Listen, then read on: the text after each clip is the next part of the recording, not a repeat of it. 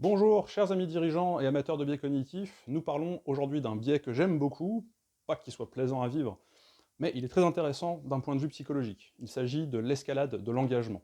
Qu'est-ce que ça peut-il bien être? C'est le cousin éloigné de l'optimisme mensonger, j'en parle un peu plus tard.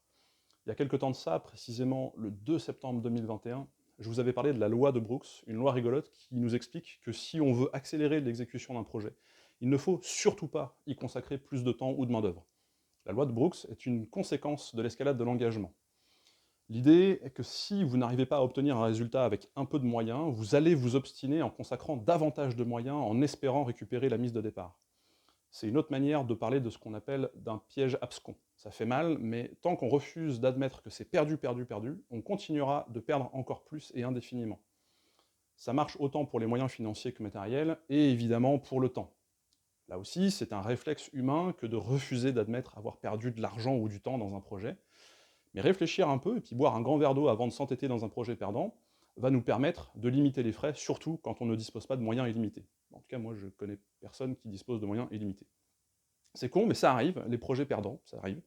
Et personne ne va vous faire le reproche d'avoir tenté le coup. Par contre, on vous fera facilement le reproche de vous être entêté et d'avoir perdu du temps et de l'argent pour n'en tirer aucun résultat. Surtout votre banquier et surtout votre femme. Voilà, félicitations d'avoir regardé cette vidéo jusqu'au bout. Vous en savez maintenant un peu plus sur vous-même et sur le magnifique fonctionnement du cerveau humain. Je suis Jean-Baptiste Baron, je permets aux dirigeants submergés d'optimiser leur temps pour ne plus en perdre. Pour continuer ensemble la discussion sur les biais cognitifs, sur l'escalade de l'engagement, ou sur la meilleure manière d'optimiser vos actions et votre temps, n'hésitez plus, laissez-moi un petit commentaire sous cette vidéo, envoyez-moi un message, mais surtout, agissez intelligemment.